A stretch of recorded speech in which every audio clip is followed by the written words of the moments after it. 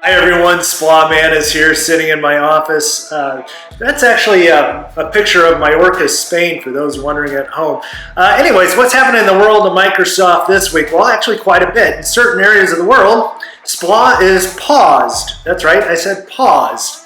So what does that mean? Well, again, certain areas of the world, so we're talking Ukraine is one, right? Iraq, Turkey is one, Brazil, and the big one I think is India. But certain regions of the world, SPLA is paused. And basically what that means is they're no longer accepting net new customers into the program. If you're an existing hoster, you can continue on business as usual. You can even renew a SPLA. Of course, you have to accept the new terms and conditions at the time of renewal, which is standard practice anyways. So yeah, that was a big announcement, right? SPLA is paused. Now, I don't think the impact is that huge, but I think what it does is provide us a little insight into the future of the program. Because some of the changes that they talked about was around in-customer reporting, new reporting templates into the program as they start to implement some of these new changes and face some of the tackle some of the challenges that Microsoft has with the SPLA program in general, which I think is a good question anyways. What is the problem with SPLA? It's been around forever. Everyone's trying to think it's discontinued, but it actually continues to grow. So the question is, what's wrong with SPLA? Well, the biggest problem with Microsoft is they don't know who the end customer is. And that's one of the changes that they're going to try and implement, I would guess, moving forward, is end customer detailed information, right? Like if you use CSP program or CSP hoster, Microsoft knows who the end customer is. But in SPLA, they don't know. And I think that's really the only problem with SPLA. Outside of, they want everything hosted out of Azure, but they still get the revenue from SPLA. And I think that's one of the bigger issues.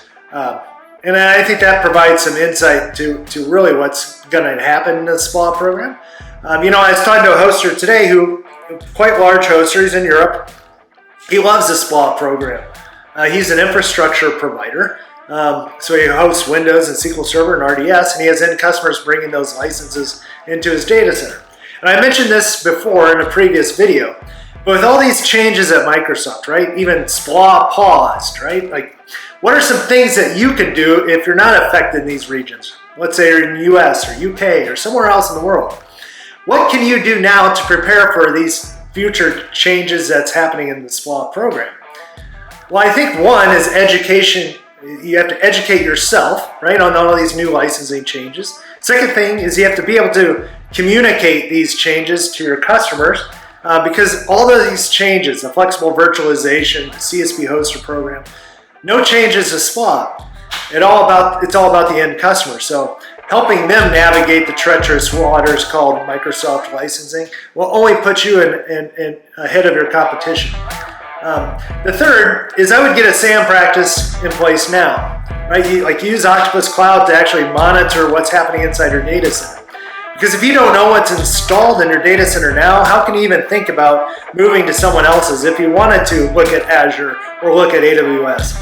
Or if your customer's having questions on your data center versus AWS or Azure, right? Like how can you make those educated decisions for your customer if you don't know what's even installed in your data center? And that's why I always say, look at SAM as business intelligence. So one, educate yourself on the licensing. So follow along these videos, and I write a blog on licensing. Secondly, be able to communicate these changes to your customer. And third, get a SAM practice in place. And I promise you, no matter what Microsoft does, you will be ahead of the competition. So anyways, guys, that's all I got for you today. Have a great day, and we'll talk soon.